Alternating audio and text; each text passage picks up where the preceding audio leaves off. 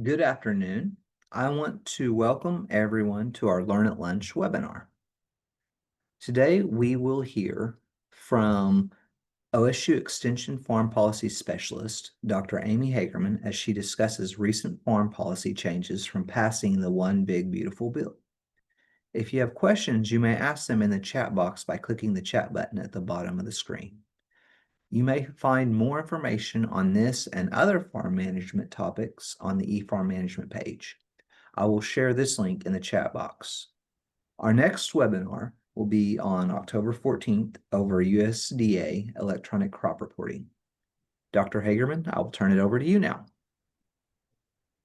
All right, thank you, Brent. Are my slides visible just to make sure they came back up correctly? They are visible. They look good. Excellent, thank you.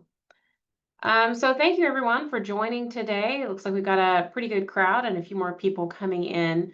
Our focus today is going to be not just on the changes that were made in the One Big Beautiful Bill. I've also seen it referred to as OBBB or OB3, seems to be a very popular one. Sounds a bit like a Star Wars character to me.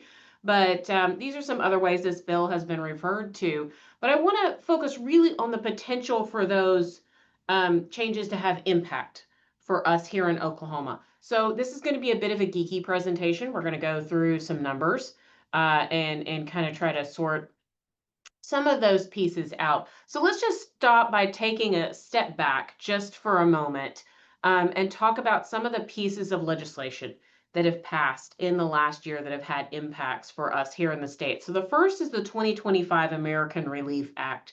If you've received your ELRP payment or put in your application for the SDRP program, that came from the 2025 American Relief Act. I'm not really going to touch on those today. I'm actually going to focus on the second one here, the 2025 One Big Beautiful Bill. But I don't want to take our eyes off of the fact, too, that we also have the potential for a farm bill later this year, which is the 2024.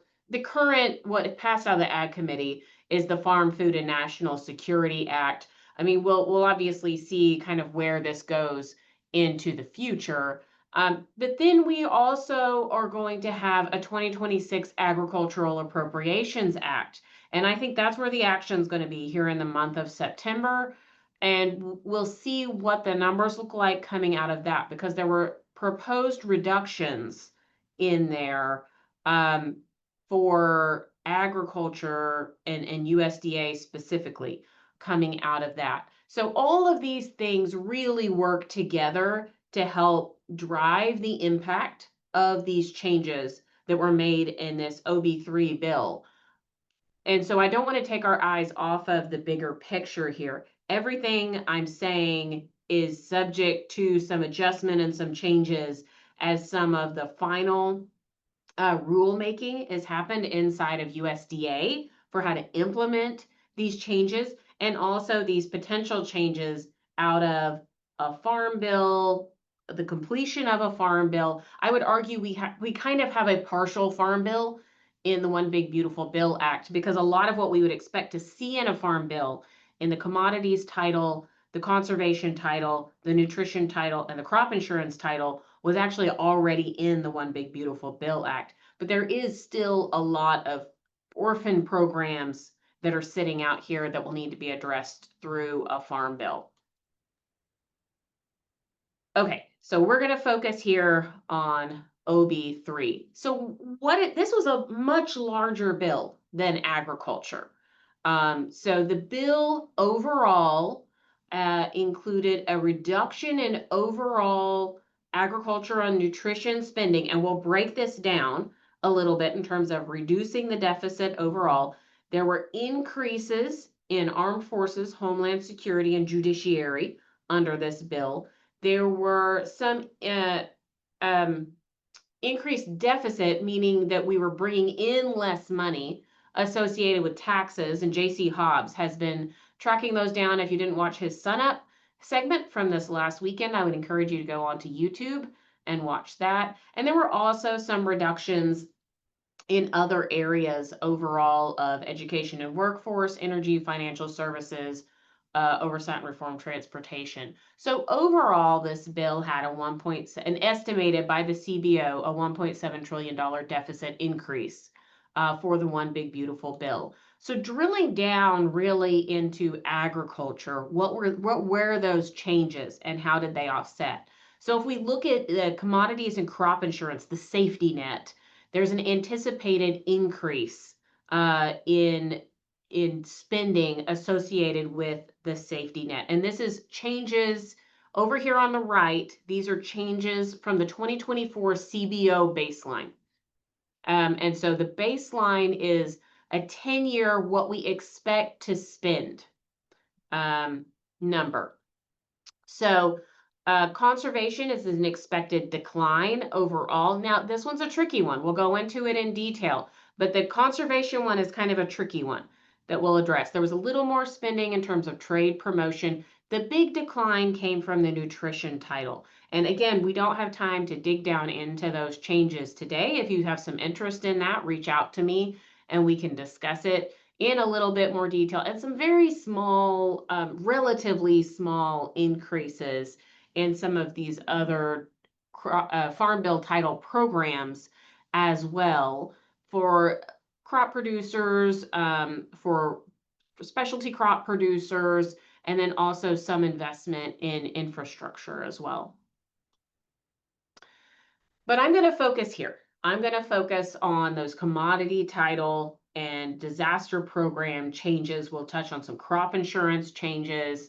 But I think the big take homes for Oklahoma out of these potential changes in the orange boxes is first, this increase in reference prices is going to help the safety net be more effective in covering some of our break-even costs across most of our commodities. The second is this potential for new base acres in the state. We are underbased in some counties, meaning that we are planting and harvesting more acres of crops than what we actually have base acres for on those crops. And if you don't have base acres, you're not eligible for the ARC and the PLC programs.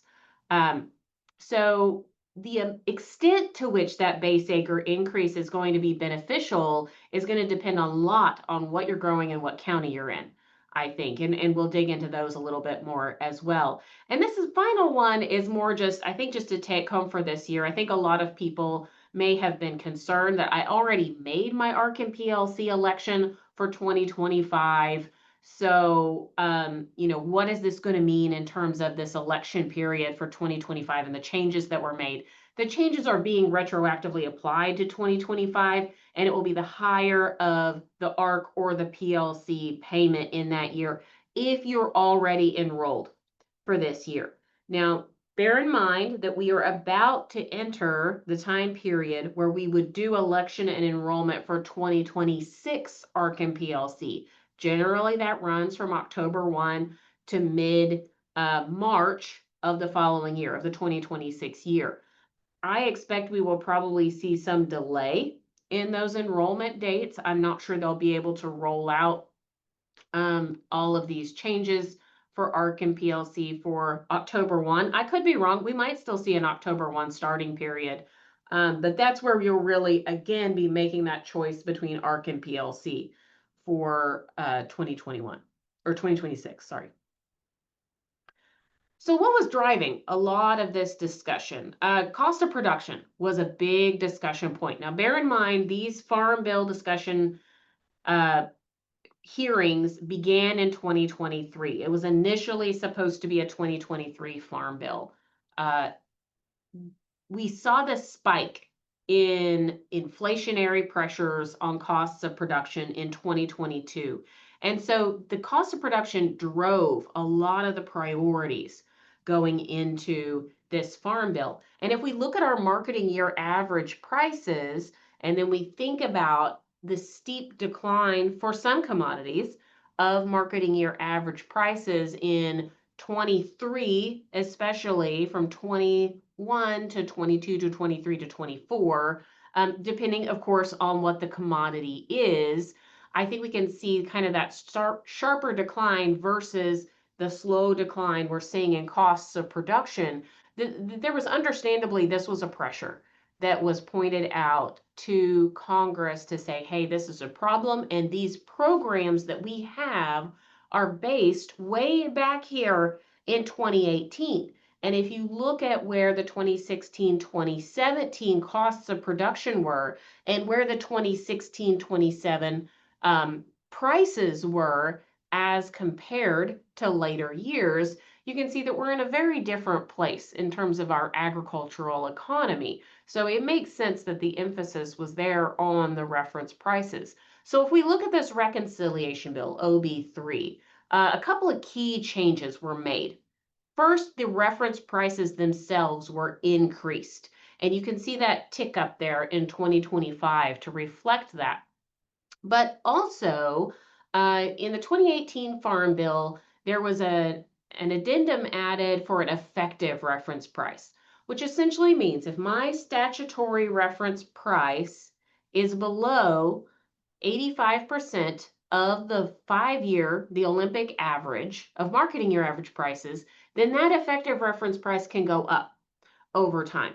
And that was actually shifted to 88% now. It's reflecting that, you can capture a greater portion of that 5-year Olympic average reference price. So the ending result are pretty substantial increases in some of our baseline, our statutory reference prices. So this is our starting point now. So for wheat, for example, we went from a previous reference price of $5.50 up to $6.35 a bushel.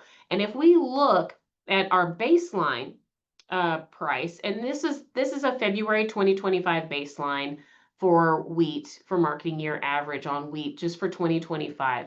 And just bearing in mind that I was kind of trying to get to what is the impact in this 2025 Arkin PLC year. You can see that it is likely that PLC will trigger for wheat under the new baseline in 2025 as compared to what there was previously, the 550. So I think that there could potentially be some PLC payments in this retroactive 2025 calculation as compared to what it would have been prior to the passage of OB3. Corn is a little bit more questionable. Soybeans probably won't trigger again, but it hasn't for quite a few years. Let's see, sorghum. Let me go. There it is, sorghum 440. Yeah, sorghum probably will trigger. And in cotton, you have to be a little careful here. This marketing year average price is a farm gate price, but the other is in seed cotton. And so you can't really compare those one to one without making some additional calculations there. But my expectation is that seed cotton will trigger in this year as well for PLC. A lot of folks may have elected to ARC for this year just based on the previous reference prices that they were operating off of. So I think this higher of ARC and PLC could certainly be beneficial in this year. Now, another thing that was changed is that this 88%, and as I had said, so this graph actually compares the 85% of the 5-year Olympic average and then also the effective reference prices. Now, one thing you'll notice here is that for oats and sesame seed, I want to focus on those just a little bit in these two graphs.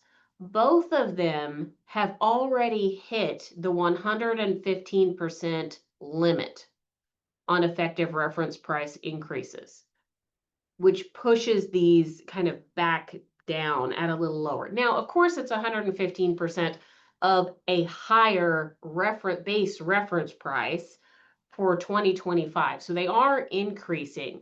But I do think that if you have oat, sesame, or mustard seed base, and I don't think we have any mustard seed base in the state, but we do have oat and sesame seed base in the state, then those limits are going to be binding for those producers in making their decision going forward. But for a lot of other production, you can see kind of this higher effective reference price going forward from 2025 on for the future years. And this kind of drives home that maximum effective reference price limit. Starting in 2031, that maximum, that 115%, or I'm sorry, the reference prices themselves, so the 635, for example, for wheat, will go up by 1.005 per year, but they may not exceed the 115%. So again, that's going to be pretty binding for oats and sesame and then some of the other oil seeds that are already nearing their maximum. So linking back then to that cost of production, how effective are these changes at actually addressing some of those costs of production challenges? So these bars here show you the cost of production over a year, cost of production, and that's broken down into a per bushel in this case. And then it's comparing that to the bar that moves around a lot more is your marketing year average price. And the bar that's a little flatter is your effective reference price. So where have we been at? If you look at wheat, the effective reference price is above the cost of production. Wheat is a relatively lower cost of production crop as compared to, for example, soybeans over on the other graph. And if you look at soybeans, the marketing year average price has generally stayed above the effective reference price for soybeans as compared to wheat on the other side. So if we look at these changes in effective reference price, we still have a gap between soybean marketing year average price, and we want that, right? We want prices to sustain above your cost of production and to sustain above your effective reference price. So we do want that. That's a positive sign for both of these crops. But it is showing that this is generally the effective reference price changes are more effective at assuring that break-even costs of production are covered for wheat than they are necessarily for soybeans, just making it a more effective tool for wheat. Then if we break these down into a couple of others, so I brought up peanuts and cotton as two commodities that are on a per pound basis.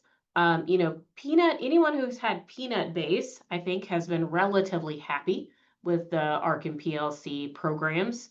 But then if we look over here on cotton, it's been sort of up and down. It's jumped up and down above the line. So cotton has been a little more, and cotton, I took it historically back into 16 and 17, even though this program wasn't available for cotton there. So take those 2 years with a bit of a grain of salt.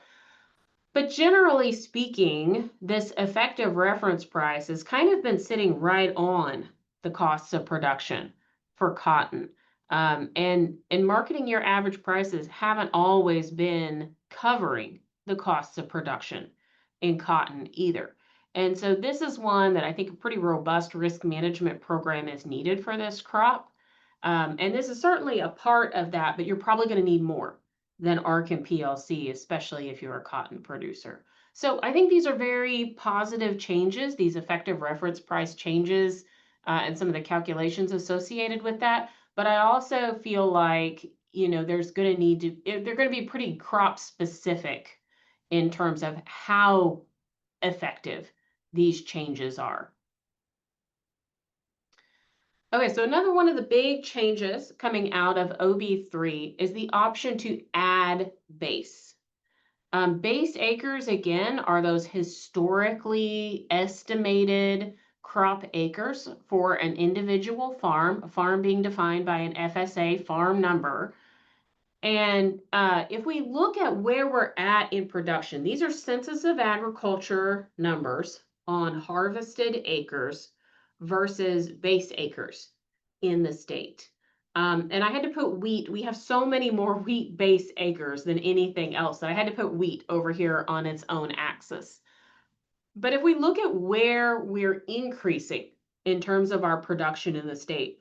Corn is certainly one of those crops. Cotton has been as well. We look at soybeans increasing over time. Wheat, we've been declining over time overall, but it is still our major crop in the state. I think we've had some diversification in some different ways. We've lost some acres to other uses. Um, but so we do see this declining trend in overall wheat acres in the state. But overall, this gives us some expectation of where we might expect to see opportunities to add base. Now, a couple of important items related to this base acre update. I realize this is a very text dense slide, but there's 30 million in total additional base acres that will be distributed through a voluntary program. So everything I'm about to say in terms of kind of analyzing the potential for this for Oklahoma is based on where is there incentive for a producer to want to voluntarily add base on their operation. It's based on the 5-year average of planted acres or prevented plant acres from 2019 through 2023. And then another thing that I think is important for us here in the state is that eligible acres will include this unassigned base. So if we have any cotton producers on the call, if we have anyone who's in a county that has a large amount of cotton, you'll remember that in 2018, cotton was brought back into the commodity program, into the commodity title. And then that generic base that had been there since 2014 was converted into either seed cotton base, other kinds of cotton base, or this unassigned base acres. So we have, and this number hasn't changed since 2023, we have a little over 121,000 acres of unassigned base in the state as a result of that cotton base update.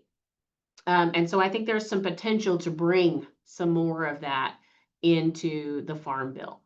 This allocation of base acres across commodities for an individual producer will be proportional to the ratio of acres under each commodity over total acres.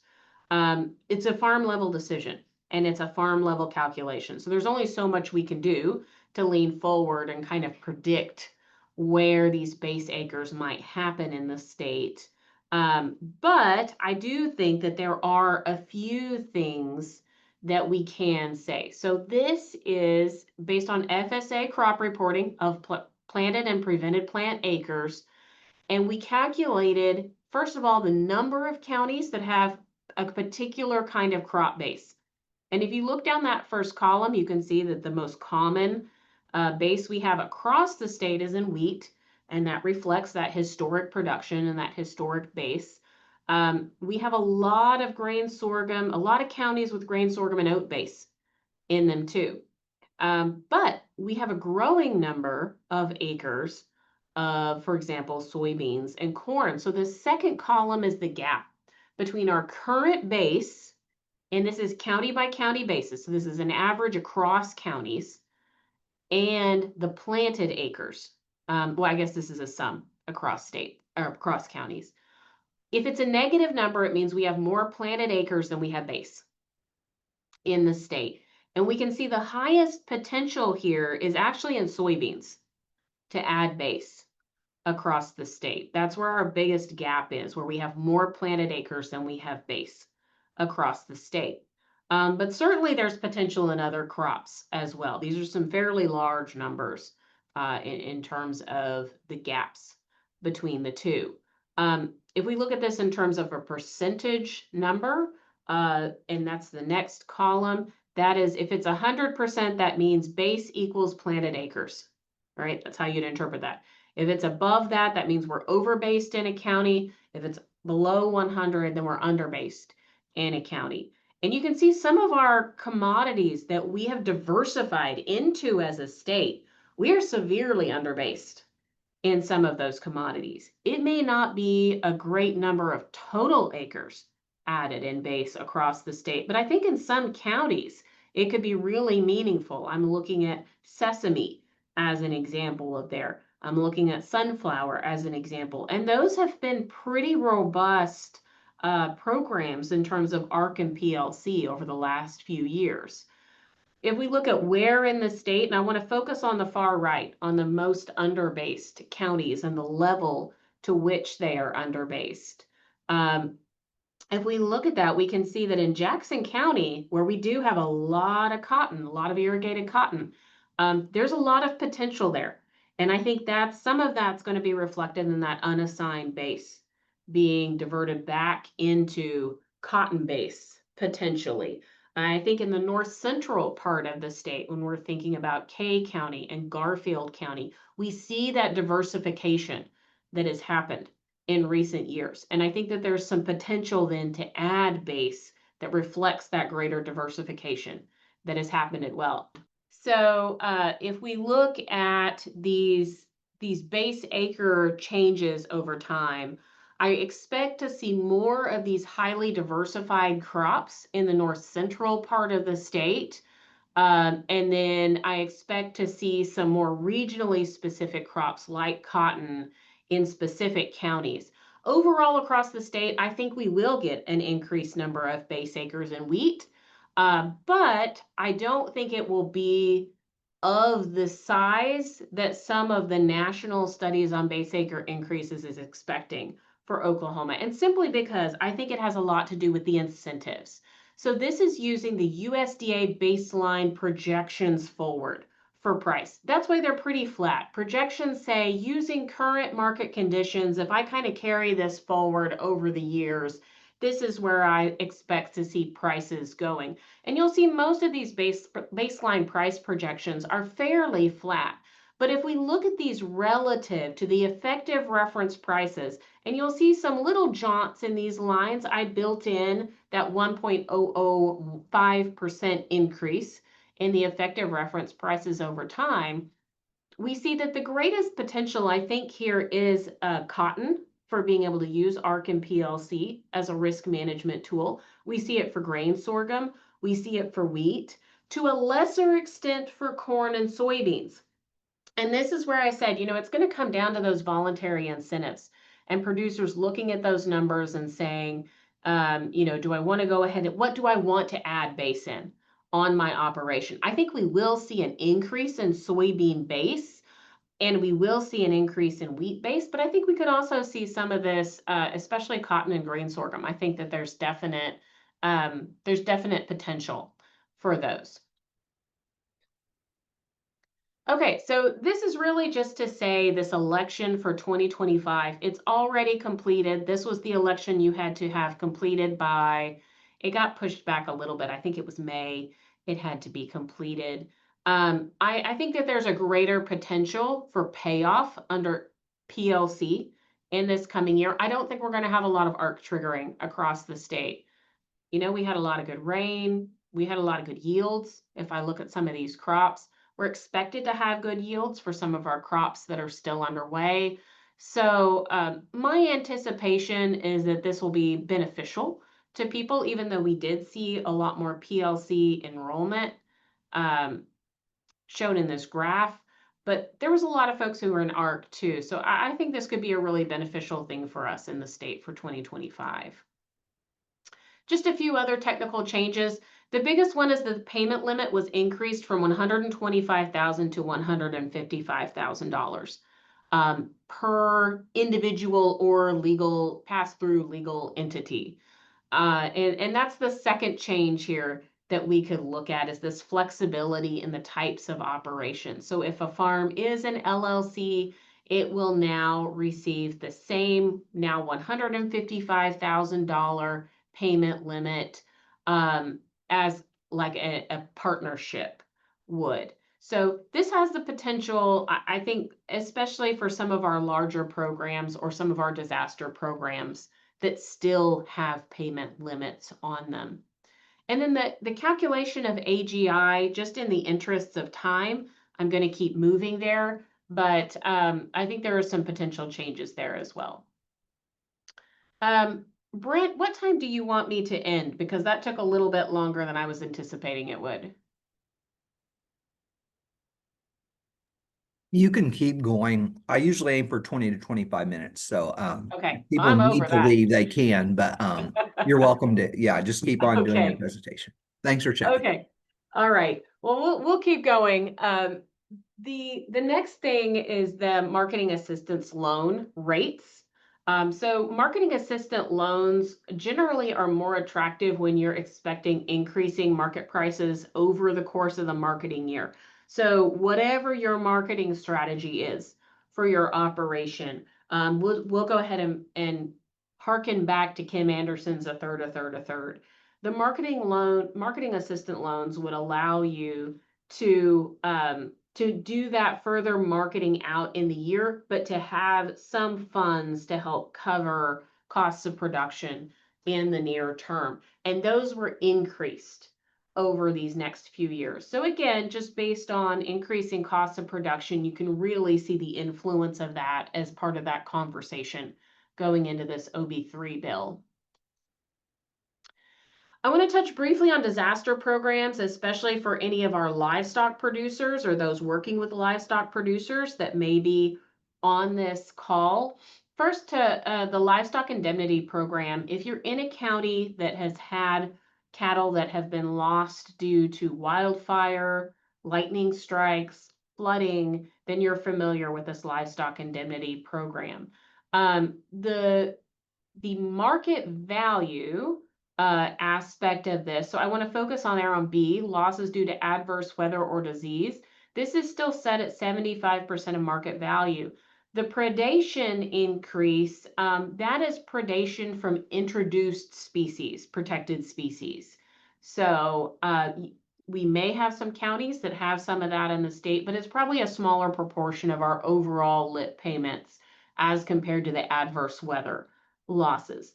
I think one of the things that is a big deal for me is this item D, the addition of unborn livestock as a covered livestock category. So if we have a lightning strike in an early spring storm, or we have a fire, and we have gestating cows that are lost as a result of that. Before, you would have just gotten a payment based on the value of the cow.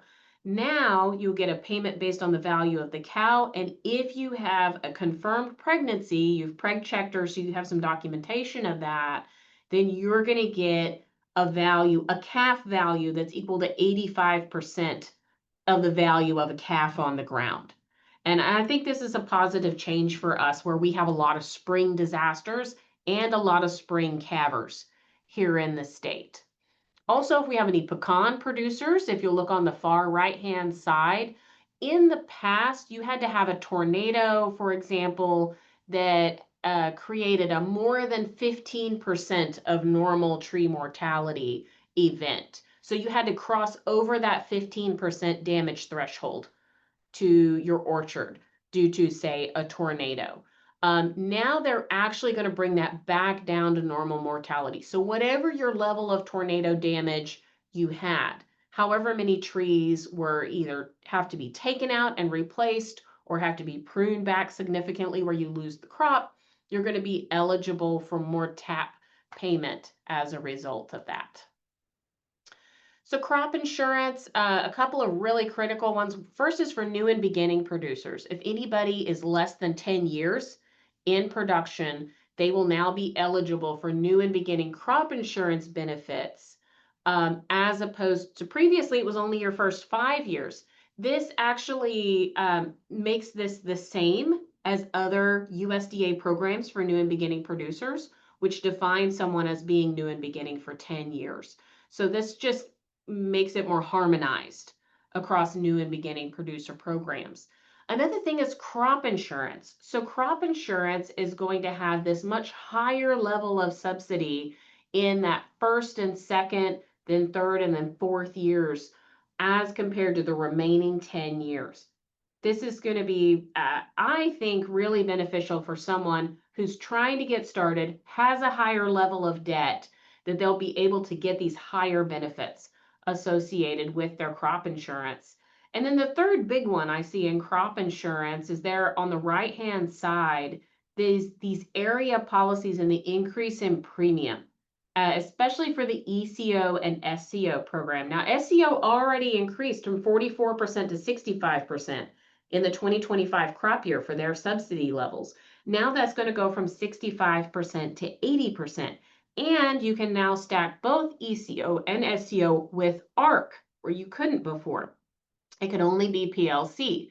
So if we look at these area policies here in Oklahoma from 2024 to 2025, that increase in subsidy from 24 to 25, we did see a 25% increase in cotton policies, supplemental policies sold, and a 26% increase in wheat policies sold. I just chose these two crops at random. The majority of that was the ECO policies sold. And you can skip SCO. You can get your multi-peril crop insurance up to 85, and then you can stack ECO on top of that. Stacks is still a really popular supplemental coverage for our Oklahoma cotton producers, but it was actually left out of the OB3 changes. So it's going to be up to whatever occurs in the coming farm bill to determine what changes might happen with stacks. And then, of course, the baseline subsidy rates for crop insurance, your multi-peril crop insurance, were increased under the OB3 as well. And so you can see this is just a pretty steady stack up of about 5 percentage points for these levels of coverage. Finally, for our eastern side of the state, folks, there is going to be a poultry utility insurance pilot program. Pilot meaning they will select counties that it will be offered in. They said they're going to select counties in top poultry producing states. Will we get a pilot site here in Oklahoma? Probably not, but I think we can watch very closely what happens in the pilot counties in Arkansas to determine how it might look for us here as well. Essentially, this is the first insurance product that's been offered to poultry growers if they have extreme weather, they have extreme heat, they have extreme cold that increases their utility bills. This would be an insurance that would help them control for that cost of production when they're under a fixed price rate under their contract. Okay, just in the interest of time, I'm going to blow through conservation very, very quickly to say kind of a tricky thing in this conservation is that it takes a portion of the Inflation Reduction Act dollars for conservation, moves it into the conservation title baseline, the budget baseline going forward. So this means in our next farm bill, we'll have a higher baseline that we're operating from for conservation. But it does not allocate the full amount of the Inflation Reduction Act dollars. That's what leads to that decrease we saw earlier, the overall decrease in spending associated with conservation. So like I said, that one looks a little bit tricky. We talk about increasing farm bill level conservation dollars going forward, yes. But overall, it shows a deficit reduction from that change. Also, feral swine eradication pilot program will continue through OB3. So kind of what happens next in this farm bill, I think this fall we're waiting to see what the new baseline will look like, what the new farm bill will look like. If we go to the Farm Food and National Security Act that was passed through committee in May of 2024, not 25, but 24, this invests in the safety net. We already saw that in OB3. It shifts conservation funds to permanent baseline. We already saw that in OB3. It limits the Secretary of Agriculture's authority to update the formulas for the Supplemental Nutrition Assistance Program, SNAP. We already saw that in OB3. So what motivation, I guess I would say, do we have to pass a skinny farm bill in the fall of 2025? I think a lot of it's going to have to do because of dairy. So maybe not something that we track as closely here in Oklahoma, but something that's going to influence the passage of a farm bill this fall. And there are a lot of orphan programs, like I mentioned, stacks, that were not addressed in OB3 that will need to be addressed in this farm bill. So disaster payments are rolling out this year. We have what I'll call a partial farm bill. And then this dedication to want a skinny farm bill going forward. But then you also have the budget bills that have to happen this fall as well. So we're still analyzing these combined changes. We're waiting for the official guidance to come out from USDA on what these changes are. But this presentation gives you some flavor for what I see as some of the biggest impacts for this bill. Thank you for your patience. Thank you for your patience with our little Zoom bomber that we had here. Thank you for sticking in for a little bit longer period of time. I'm very happy to answer any questions you guys might have.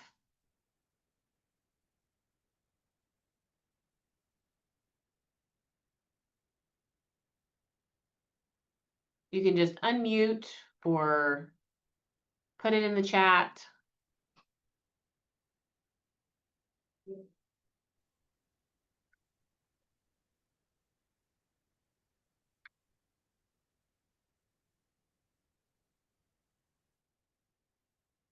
All right, Brent, I hear none. I see none. I don't see any either.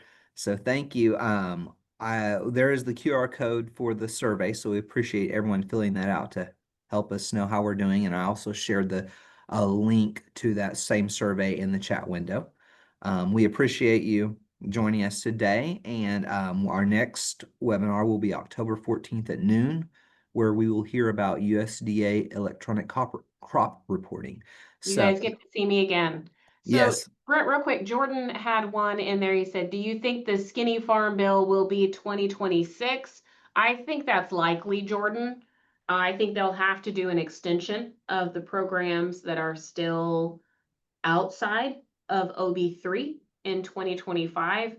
Chances are good that will get attached to the appropriations bill again. But a lot of it depends on what happens with the appropriations bill. You know, maybe if agriculture got an appropriations bill in September, then it's potential that there's not a lot left that's contentious in the skinny farm bill. And so, we'll just have to see what happens. If we don't get one in 2025, Jordan, I think it will be just because we can't get floor time with everything else that is going on and with all of the contention that is currently in Congress.